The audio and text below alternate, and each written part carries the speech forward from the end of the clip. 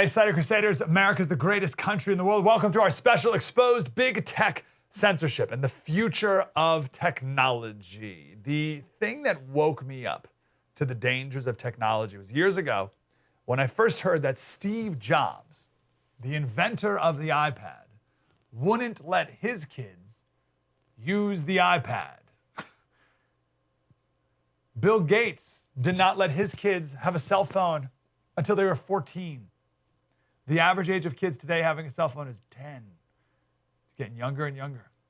There are schools in Silicon Valley that are intentionally low tech. While the rest of the country, there's this huge push to get iPads in the hands of every child in every schoolroom across the country. There's schools in Silicon Valley where they make these things that only use chalkboards. Even a dry erase board is like the dry erase whiteboard is too high tech. They use chalkboards and number 2 pencils. So why do the rest of us allow our kids to be addicted to technology today? Why do we allow ourselves to be addicted to technology today when the people who are making it don't use it? Now, by now, we all know the negative side effects of technology addiction. I'm not going to waste our time going over all that here today. We know it. We know the downsides. My point of this special here is to make us all aware of how much more addictive and how much more immersive technology is going to be very soon in just the next few years. And if you're not aware of it now, if you're not aware of your addiction and if you're not in control of this addiction now, you will be completely consumed by it in ways we can't even fathom, especially our kids. The analogy would be, let's say you're addicted to potato chips. You really like potato chips. You have potato chips every day. Okay, these people are selling you potato chips. In a couple of years, they're going to be selling you meth. And people won't even know it until it's too late. So in today's show, we're going to talk about censorship. Of course, we're also going to talk about the different means of technology. So you have virtual reality, augmented reality, and brain chips, like Elon Musk's company Neuralink. And I know every time I even say brain chips, I'm like, no, okay, yes, later, whatever.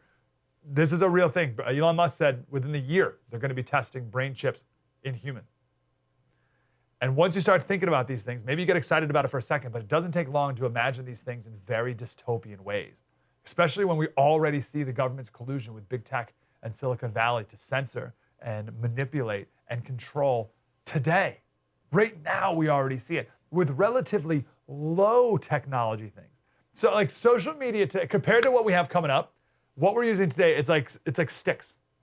We're using sticks and rocks in form of technology compared to what we have coming down the pipe. You with me? So the way that we can be manipulated and censored and controlled today with low-tech social media, wait till we all have brain chips. Right? What do you think government and big tech are going to do to you then? And you're thinking, oh, Slater, I'm never going to get a brain chip. Everyone's going to get a brain chip unless you say no now. Big tech is a global power. It's a global institution. The Facebook Oversight Board has 20 members to it. Only 5 of them are American. And none of them are conservative. They have global values. Big tech has global values. They have no allegiance to America or American values, which means they will censor you. Look how easy it's been to brainwash this country and make everyone out of control fearful of a virus that has a 99.99% survival rate. And everyone has a smartphone. Because let me go back to that point where you're like, I said, I'm never going to get a brain chip. Yeah, almost everyone will. Almost everyone will. Have you ever been to a concert recently? No, I guess not recently. No one's been to a concert recently. But prior to this pandemic, have you ever been to a concert? What's everyone doing at a concert? Every single person at the concert is holding their phone up, recording it like a bunch of idiot drones. Why? Why are you recording it? Why is everyone doing that? You're not enjoying the moment. You're not living in the moment. You're recording it. Has anyone ever gone back and watched a video of a concert that they took? Why do we do it? Because we're obsessed. We're addicted. And we want to show other people that we were there on social media, all that stuff. But my point is we're already plugged in. So a lot of people say, oh, I would never get a brain chip. You already do. You already do. It's just not connected to your brain yet, but it's in your hand. I saw one big tech executive, it was interviewed, this was a couple years ago, and they were talking about all this crazy futuristic technology stuff. And it was the same conversation. And the interviewer said, oh, I would never do that. And the guy said, do you have a smartphone? And they're like, yeah, of course. Oh, you already are. We already got you. You can't stop now. People who vowed to never get a smartphone 10 years ago, they all have smartphones. You're plugged into the matrix right now. And when big tech makes it impossible to survive without plugging into their metaverse, everyone will eventually sign up unless you say no to it now and you're willing to accept the consequences of not signing up, which could be like not banking or not working, right? And you can only say no to it now if you know what is coming. And note this too, for kids who have only grown up living in this fake virtual world, they expect these changes to happen. They can't wait for the metaverse to come around. They have no hesitation about it. When Zuckerberg comes to them and says, sign up for the metaverse, they're in. Kids who've grown up in video games, kids who grow up playing Fortnite, they're already living in a fake virtual reality. I want to play this clip here of Mark Zuckerberg, of course, the founder and head of Facebook, talking about the metaverse. Have you ever heard of the metaverse before? Have you ever heard of it? Well, get ready for it. Here's Zuck. You know, a lot of the biggest themes that we're working on, you know, think about things like community and creators as one, or digital commerce as a second, or building out the next set of computing platforms like virtual and augmented reality to give people that sense of presence. I think all of these different initiatives that we have at Facebook today, I think will basically ladder up together to contribute to helping to build this metaverse vision. You know, my hope, if we do this well, I think over the next 5 years or so, in this next chapter of our company, you know, I think we will effectively transition from, you know, people seeing us as primarily being a social media company to being a metaverse company. You know, and obviously, you know, all of the work that we're doing across the apps that people use today contribute directly to this vision in terms of building community and creators. This is no conspiracy. And notice the words he uses, right? It's all about being together, right? It's about giving people a sense of presence. It's not a real presence, it's a sense of it. At what cost? Well, at the cost of actual presence with human beings in real life. What they want you to do, and we'll talk more about this coming up, but what they want, what Zuckerberg's vision of the metaverse is, and we'll explain this in much greater detail next, but it's the idea that they want you to turn your goggles on, your virtual reality goggles. You sit on the couch in the morning, you turn your goggles on, and you go to work in a virtual space. And they're going to pitch it to you as all types of things: community, creators, content, presence, right? All this stuff. And they're going to pitch it as like a global warming thing. Oh, you don't have to drive to work now. We're going to save the planet then. We don't need big office buildings. We're going to save the planet with resources. You just go to work from your couch. You can go in a virtual reality space. We don't need to waste money on clothes. You can just upload new clothes like a video game, which is what kids already do with Fortnite, right? You upload new attires, new weapons, whatever, right? And it's so much easier. Oh, it's easier and it's immersive. It'll give you a great sense of presence. You know what else is immersive? Now, like right now, sitting here is immersive as well. And we will so many people will so easily hand over real life in exchange for fake life. And you could take this down so many dystopian paths. Because people are gonna say, well, if everyone's going to work virtually, who's gonna like cut down actual trees for real houses? Well, first of all, everyone will virtually be living in a mansion. So, but you still need some sort of box to live in. Well, that will be provided by a class of people who live in District 7, who are in charge of cutting down trees for a living, for everyone who lives in the metaverse. And now you have the Hunger Games. You have one region in charge of farming, one region in charge of energy, one region in charge of lumber, and the rest of us live at the capital, also known as the metaverse. All right, let's get to it. We've got a ton of great guests. We're going to talk about the technical aspects of it. We're going to talk about the big government collusion of it. We're going to talk about the philosophy behind it. How should we even be thinking about these tech problems that are coming our way? One last thing, sorry. They're also going to pitch it as a health issue. Oh, get this brain chip because it will give you early detection of stroke. Early detection of Alzheimer's. It's for your own health. Plug into virtual reality. It's healthy for you. Oh, and it's way more fun and it's easier. You can look like whatever you want to look like and be wherever you want to be. We're going to look back very soon on the days when you used to go to an actual restaurant with people and look at them in the eyes. And then we're going to look back on the time when you would go to a restaurant like today and everyone's looking at their phones. And we're going to look back on the era that we're currently in and wish that we could go back and say to those people, what are you doing? Stop. How could you not see where we were headed? Put the phone down, unplug. It's about to get a lot worse. Real life is better than fake life. Real life is better than the metaverse. Next segment, we'll define virtual reality, augmented reality, and Neuralink's brain chips. True story. Mike Slater, spread the word.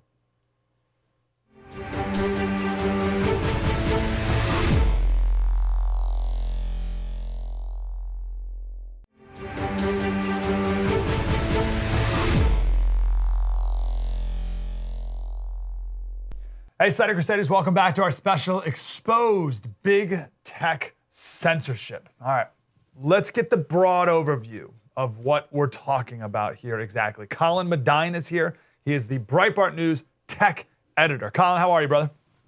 I'm doing great, Mike. Thanks for having me. Really grateful you're here. I saw an interview the other day, heard an interview with Mark Zuckerberg talking about the metaverse and how he wants Facebook to be known as a metaverse company, more so than even a social media company. What on earth is the metaverse? Well, it's something we've seen a lot in sci-fi. So for people that have saw the movie Ready Player One, that's what Mark Zuckerberg wants the world to look like. It's basically a very immersive, interconnected set of experiences online, a true digital world. The problem is you can't get there with a cell phone or a computer. They need to go much more immersive to make you and your brain and your kids think that you're living in a completely different world than what techies like to call meat space, which we call the real world. Hold on. They call it meat space, as in like flesh? Meat space as in flesh is an online term for the real world as opposed to what they consider the real world, which is the metaverse. Colin, we haven't even gotten to the crazy stuff yet. That word blows my mind because that's so disparaging of the real world, right? Like, oh, that's just like meat space. Wow, that's crazy. Okay, so how do we connect to the metaverse if not just through our phones? Well, eventually it gets scarier and scarier, but it starts with the technology we have today, which takes two forms. One of them is virtual reality. Even if you haven't tried virtual reality, you're familiar with it. It usually takes the form of goggles and sometimes gloves, so you have some tactile sensation. But what you're getting at is taking the five senses and putting them into the digital realm. So it's not just seeing your phone, seeing your computer screen, it's feeling things and experiencing them. Everyone has seen funny videos of people putting on VR goggles and falling down or flailing around because they think they're falling in real life or something. But there's a lot of nasty surprises when we look at VR. For one thing, they can collect more biometric data. One of the examples we've looked at Breitbart is the fact that they can start to do things like measure how your eyes dilate. So imagine you're an ad guy.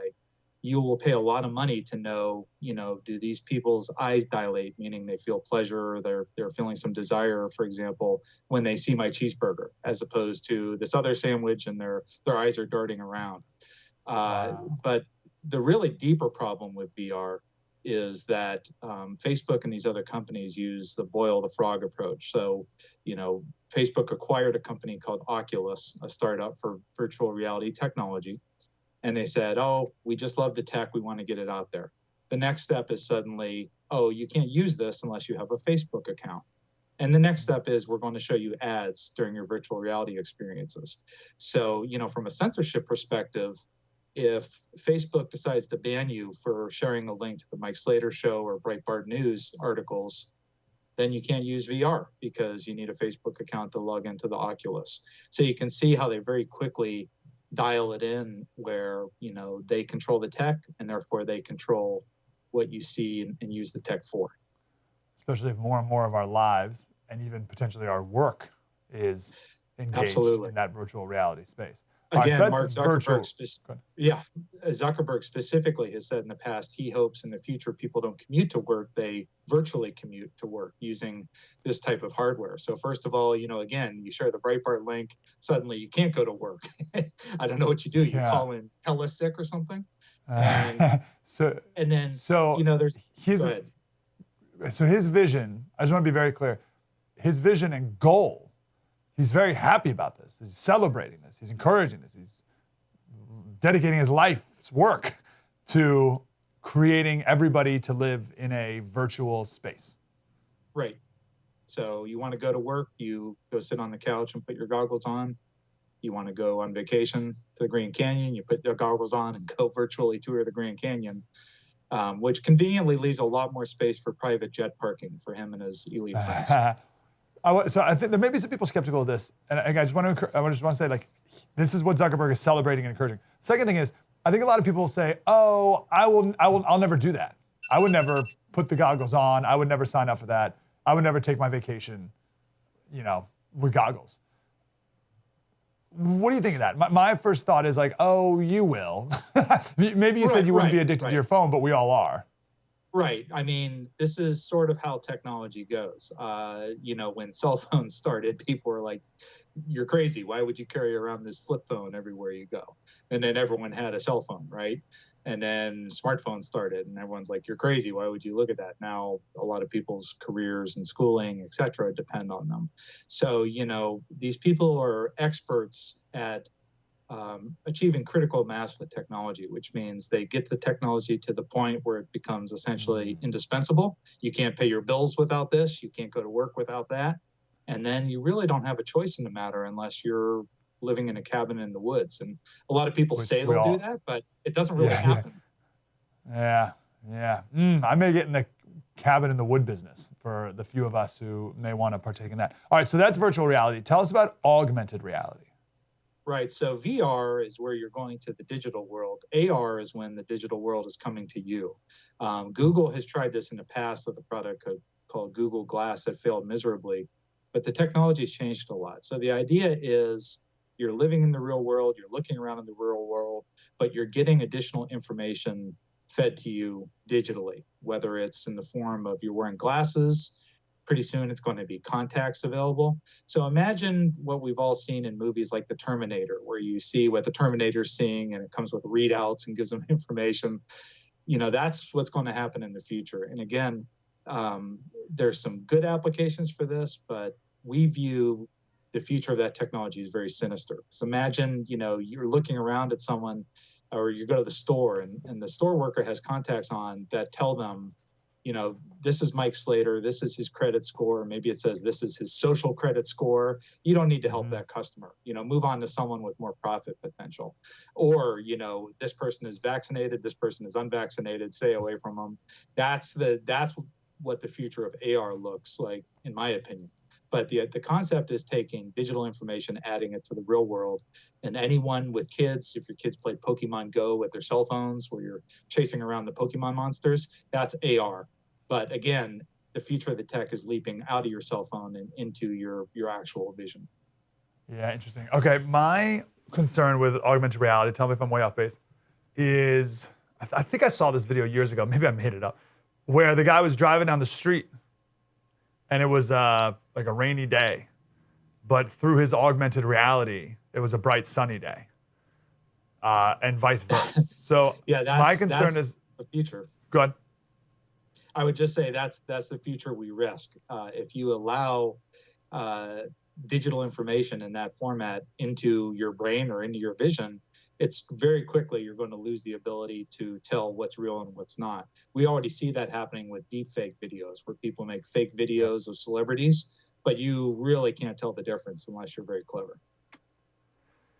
Yeah, and I see people in the meat world going to work not as themselves, but as an uploaded avatar of themselves. So it's me, but without all my blemishes and with bigger muscles and whatever other body dysmorphic images people have of themselves, right? So you're not presenting the real you, and you can see people however you want to see them, and you can see even the weather how you want to see it. And like there's no reality then. You're not. And you'll pay it's for all each made of those up. features, by the way. You'll pay a monthly fee to somebody for the right to do that. And Wow. that, again, is based on today's technology. If you look at the video gaming world, Fortnite is the most popular video game in the world. It's free to play, but they make billions of dollars because people pay for their characters to look different and do dances and so forth. So if you don't think that'll happen in the future of VR and AR, you're crazy. Whoa. Okay, let's go to the next level. Neuralink, Elon Musk's company. We've played this video many times. It has not gotten enough attention, in my opinion, of the monkey with the brain chip inside of him playing a video game, controlling the video game with his mind. That, Yep. like, what what are we talking about? What's the current status / future of brain implants? Well, this is, the ultimate way that these tech companies can interact with us. All they want to do is know what you're thinking, be able to sell you stuff better, and really control what you do. So the ultimate way to do that is not have to go through your eyes or your sense of touch using VR gloves, but to go directly to the brain. So, when you look at technology like Neuralink, and there's scientists doing other technologies, there are some good applications. If this is the technology that lets a quadriplegic move again because the chip can control their limbs, where the sensation was lost, that's wonderful, and I'm all for that. But, that's not the vision that the elites have for this technology. The vision the elites have for this technology is a chip in your head that brings that digital feed directly to you, whether you have to plug something in or your brain is truly on Wi-Fi or the future version of Wi-Fi. It's to connect you directly to them. So, these guys are not, in my opinion, concentrating on, are we going to help people that can't walk to regain that motion? They're drooling over the ability to do things like send a commercial into your brain. I use the example of, imagine a Burger King commercial where you taste what that Whopper tastes like. That's the ultimate ability of something like a brain chip, to make you have a sensation that your body is not actually having, to induce you to buy something. Holy cow. And I'm very concerned about our ability to differentiate between an external thought and a brain chip thought from whoever. Well, that's a very valid concern. And again, we can turn to the world of sci-fi to see what this future may look like. Sometimes we say, oh, it's just a movie, but it's based on this technology. So one of my favorite sci-fi movies in the recent history is an indie movie called Upgrade. That's about a brain chip for a paralyzed person. But the real story of that movie is, if you can control your body through that chip, then that chip can control your body with or without you, because that's what happens to the main character. Yeah. So, the concern here is, will they blur that line? And I think inevitably they will.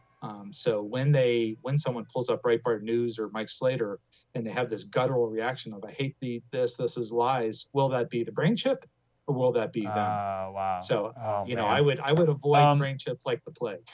Yeah, I'd say. About 30 seconds. What's the timing on all of these things? How long do we have till we look forward to all this? The timing is much, much, much sooner than we would have wished. A few years ago, we were looking at this saying it's a decade out, and it's certainly not a decade out, because these things move faster and faster. You will start to see the introduction of AR contact lenses in the next few years, would be my guess. Colin Medine, Breitbart News tech editor. Thanks for scaring the crap out of us. Appreciate you, Colin. Have a great day. Let's talk often. Okay. Coming up next, we'll talk about big tech and government collusion. Knowing now all this technology. True story, Mike Slater. Spread the word.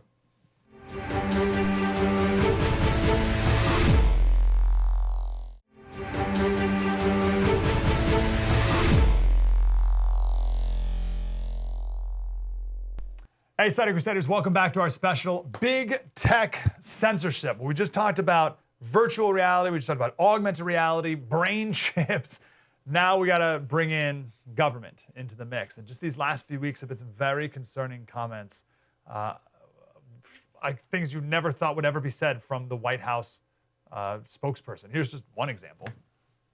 We've increased disinformation research and tracking within the Surgeon General's office. We're flagging problematic posts for Facebook that spread disinformation. Flagging them for Facebook. That's very different than anything we've ever heard before. Our friend Steve Krakauer is here. He's the guy behind the Fourth Watch newsletter, which you must sign up for. It is fantastic. You go to fourthwatch.media to sign up for that. Steve, how are you, brother? Hey, thanks so much for having me. Appreciate it. It feels very different, right? This collusion is a strong word, but between the government and the big tech companies in these last few weeks. Have you noticed it?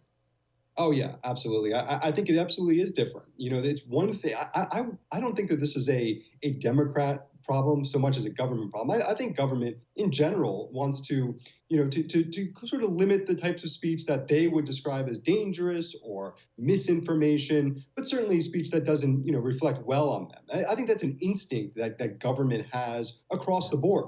But this is the first time we're actually seeing big tech collude. I think it's very fair to say with the government, in this case, the Biden administration, to crack down on certain kinds of speech. And I would say, I would add the media as a third arm of this, because they are not, the media should be about free speech. They should be outraged by this, but they are not. They're in fact part of this entire ecosystem of censorship that we're seeing right now. It's really disturbing. And I think it has long ramifications. And I think the slippery slope, if Democrats right now are kind of happy with the COVID misinformation that's getting banned, they are not going to be so happy when the next administration is in, and this is the precedent that they've set. Yeah, well, why the silence? Why are people, as you said, who should be very against this, principally against this, why do you think they're okay with it? Is it just because it's their side doing it this time, or is it even deeper than that? I think that there is an element of this greater good, and in one case, it's about we have to get COVID misinformation about vaccines out there, off of the internet, because it's for the greater good. It's for everyone's good that this is not available information for people to potentially stumble on. But on the same time, you could make this exact same argument when it came to the Wuhan lab theory, and the greater good argument there from the media and from government was that this needs to be taken off because it's racist, because it could be leading to anti-Asian violence. I mean, it's completely absurd. But that sort of quote-unquote misinformation was taken off of social platforms 6 months ago, 9 months ago, not very long ago. And now that is the prevailing idea about how COVID got started. And that is what is exactly happening now with this latest round of misinformation. So it's obvious why the government would want this collusion. We just talked about why the media is going along with it for now. Why is big tech okay with this? What's their motive here? Yeah, and I have some sources on it. I think that there is a real sense of push-pull happening. I think that there are elements of big tech, Facebook, Twitter, Google, right on down the line, the biggest companies that are really wrestling with this right now. I think that there's a contingent inside those companies that want to see much more strict, restrictions on speech on those platforms. And then there's another contingent, and I would argue that, that maybe an older school kind of mentality, the non-Gen Zers or millennials necessarily, who see it as really potentially dangerous and know that this might start to, this slippery slope, this is a snowball effect of what happens if we really start to crack down on this. And so I think that there's a push-pull, but I think that the tech companies are scared. I think that they're scared of being ostracized by the Biden administration, by their own users, and also by the media. I mean, the media has made Facebook enemy number one. Joe Biden saying that Facebook's getting people killed. I mean, that is really dangerous speech. But that is where the shifts are going right now in our culture. And I think the tech companies are just trying to scramble and not look like the bad guys. Yeah, I'm worried about which of those two camps are going to win in the end. And I think I have a hint, I have an idea, because we just see what Apple, for instance, and Google, all these companies, I'm sure, does when they deal with China. Right? I mean, China says, get rid of this app, and Apple does it. That's very concerning for, it doesn't sound like these companies have, these great American principles. Or can one make the argument that it's different in China than it is here? What do you think? I don't know. I mean, I think a lot of it depends on what's good for the bottom line at the end of the day. And yeah, if you want to start to talk about bowing to China's censorship, I mean, look at what the government of China is doing to their own people. And yet they are being subservient to China at what cost? And so yeah, I think it's really dangerous. And I think these tech companies, I mean, this is, Twitter's been around for a dozen years and Facebook's been around for 15 years. So they're not necessarily completely new companies, but I really think that this is a very new problem. Post-Trump, in a post-Trump landscape, the idea of what should people read and is that not true? And should we make it so that people who are saying things, who are thinking things that are, quote, not true, should that be cracked down on? And I don't think this even starts with tech companies. I think that look at cell phones. Look at the idea of potentially text messages being fact-checked and cracked down on. I think that this really starts this dangerous slip towards a really censorious culture that we're living in, and it's being cheerleaded by the media, which has become somehow anti-speech activists now. Okay, so what is the principled stance against it? Because most people don't pay attention to this stuff at all, right? That's a vast majority. So like whatever. Then a lot of people, they're like in our world, but they don't see it being a problem. So you and I, and everyone watching now, we see it's a problem. So we stand up in the town square and we're making our case. What is the case for freedom of speech and for more speech and for not shutting down speech? What's your argument? Yeah, and I will say I see this a little differently than say other conservatives, but I think that there is one the Section 230 argument that we should get rid of this. It's a protection for these tech companies so they can't get sued if false information or if defamatory information gets out there. There's a correct senators like Josh Hawley wants to eliminate Section 230, but I have to say the Biden administration is now looking at eliminating Section 230 also. I think that's the wrong approach. I think that what we need to do is fight back against anything that gives government more power.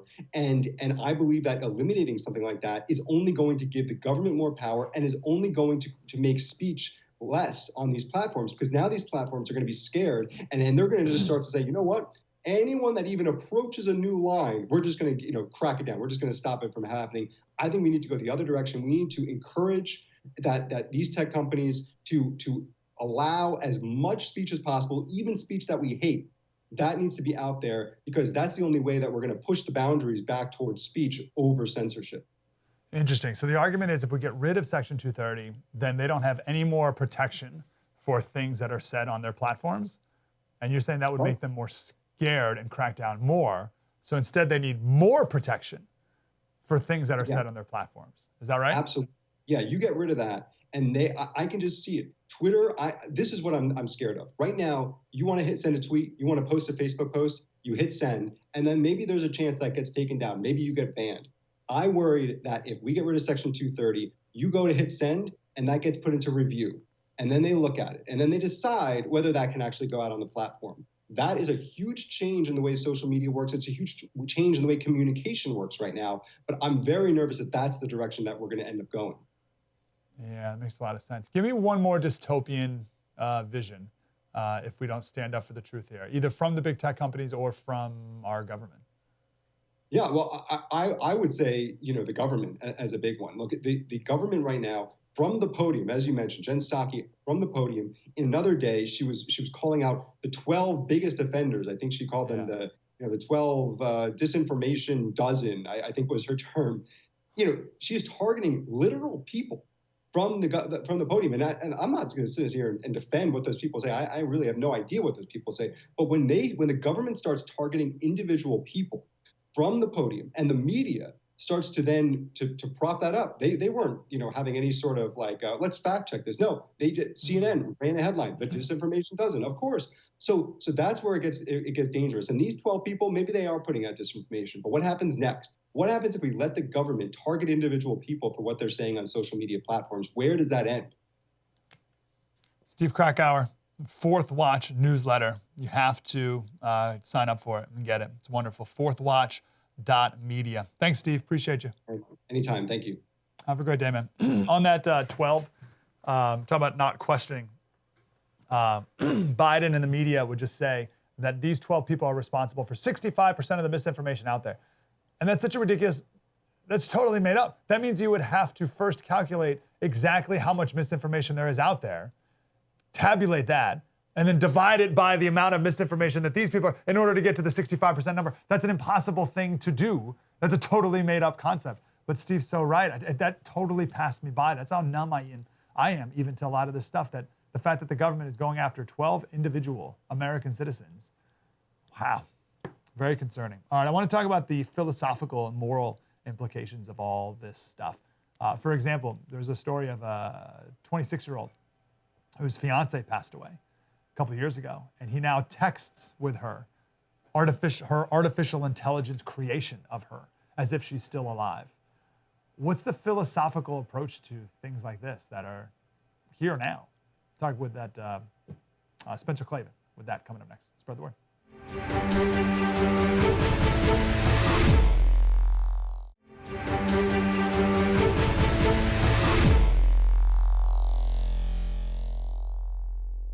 Hey, Slater Crusaders, welcome back to our finale of exposed big tech censorship. But really, this special has turned into this discussion on like transhumanism, like where big tech is going, where they're taking us if we let us be led. And I'm really grateful for our next guest, because we need a philosopher's mind to help us know how to think about how we should properly engage with not only technology today, which is bad enough, and clearly we haven't thought through well since we've adopted it, but how do we engage with the technology that's coming very quickly in the future? Our friend Spencer KLAVAN, he is the host of the podcast Young Heretics, which you need to listen to, and associate editor at the wonderful Claremont Institute. Spencer, how are you, man? I'm doing great. It's good to see you, man. How are you? Really glad you're here. And again, we kicked off talking about virtual reality and augmented reality and brain chips and all this crazy stuff and what the future looks like. And I take it in a very dystopian way. Like Mark Zuckerberg talks about how this is the future and it's wonderful and it's amazing and I can't wait for it. And I don't know if it's the certain type of mind that looks at this, as a conservative mind, looks at it as like, whoa, this seems like a problem. Yeah. How should we be thinking about future technologies? Well, I think that this transhumanism stuff is one of those things that looks really new and is actually one of the oldest things in the book. And this is brilliant stuff that happens all the time, right? You know, we think, oh, communism, this is this new idea, we'll share all of our property in common. Well, Plato was talking about that, right, in the 4th century BC, and Aristotle explained in great detail why it doesn't work. So all of this stuff, people think they have some grand new thing that they're charging forth. Usually they're just regressing to some old temptation. And this idea that our technology, that the point of our technology is to break the boundaries of our humanity. It's an ancient and very, very tempting idea. I mean, it's expressed in a million different parables and myths and legends. One of them, for example, is Dr. Faustus. This is one of the most famous ones. You know, Christopher Marlowe has a play about this, and Goethe, the great German poet, has a play about this. That, you know, when you start to realize how much you can do with the world, how you can, you know, move faster, you can shrink distance essentially, and you can communicate as we can almost instantaneously. It feels like you can kind of eliminate time.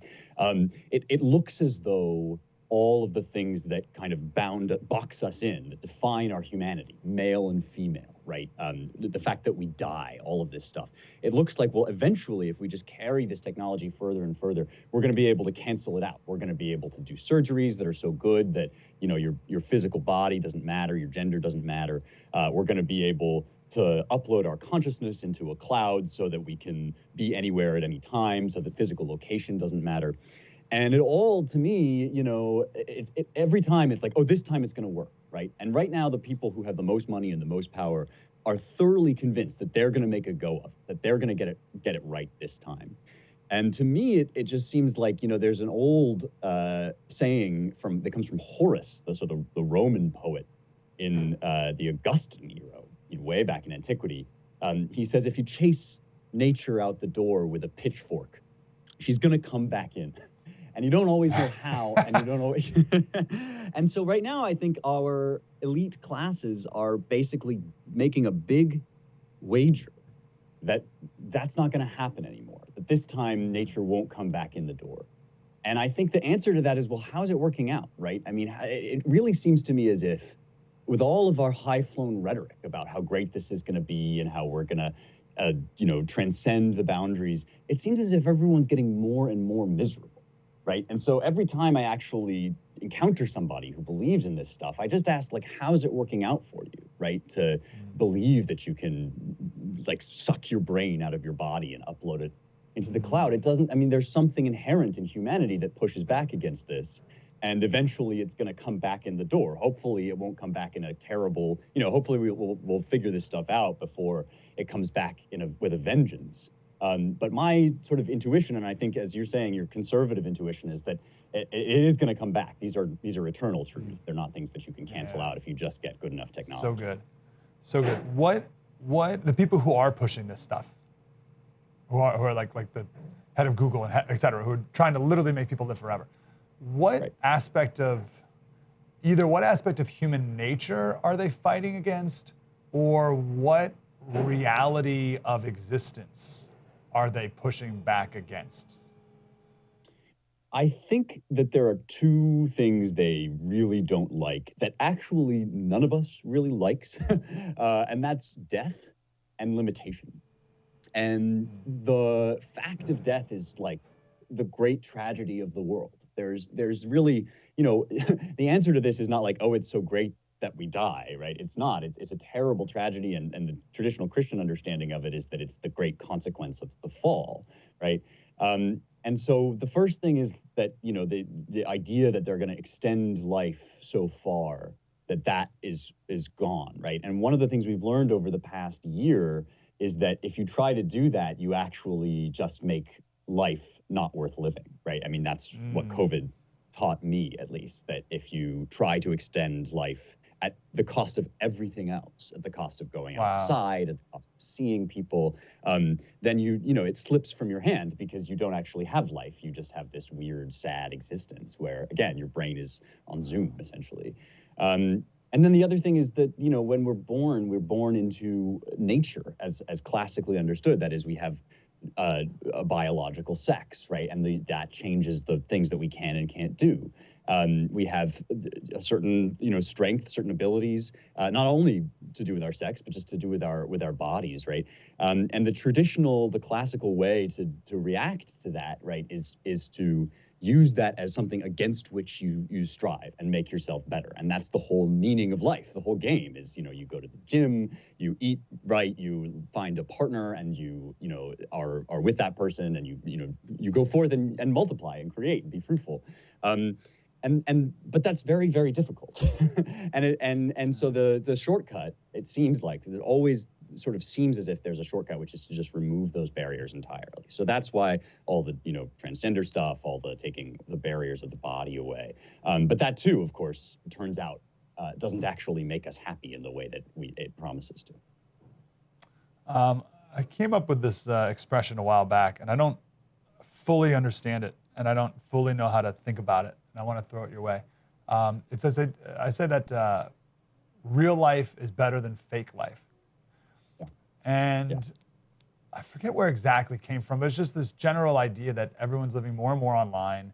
And also I think maybe one of the things was like these avatars, like iPhone has like these computer versions of yourself that you can make. Oh, like Instagram filters and everything. So everything's just becoming more and more fake. And like, I just see us going down this road. We were talking earlier about augmented reality, and you can, like, for a fee, you can upload a new version of you that people can see through their contact lenses. It's like what you want you to be as opposed to what you really are. And I just see people being so that they want this fake life so badly, or they'll be led into this fake life so easily.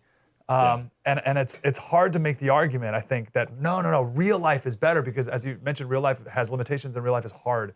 How do you think about that? How should one think about how to make the argument that real life's better than all these promises of fake? Yeah, man, I really like that slogan, Mike. I mean, I think it gets at the heart of what we're up against, and we haven't even begun. The bad news is that this stuff is going to get so much more sophisticated at a really high rate. We've only begun to see the kinds of things that can be done with, for example, virtual reality. And on one level, of course, that's an amazing human feat, right? We shouldn't forget that it's part of, what a piece of work is man, that he's able to do this. But On the other level, of course, because our head isn't in the right place, because we have this philosophy or this temptation that we want to use this to sort of get away from our given humanity, it is going to keep making people miserable. And unfortunately, the core of our argument has to be centered around the actual quality of life and the real experience that people are having. So let me kind of expand on that a little bit. I mean, it used to be a pretty common thing in philosophy to ask, how's that working out for you, right? Ancient philosophy is a way of life, and it was considered sort of dispositive evidence if a philosophy made somebody miserable. Plutarch wrote an essay about how Stoicism and Epicureanism, sort of both these big philosophies, both made life miserable. And that was supposed to be an argument against them, right? Now we think that if we can just say the right words about something, if we can just persuade people to imagine things the right way,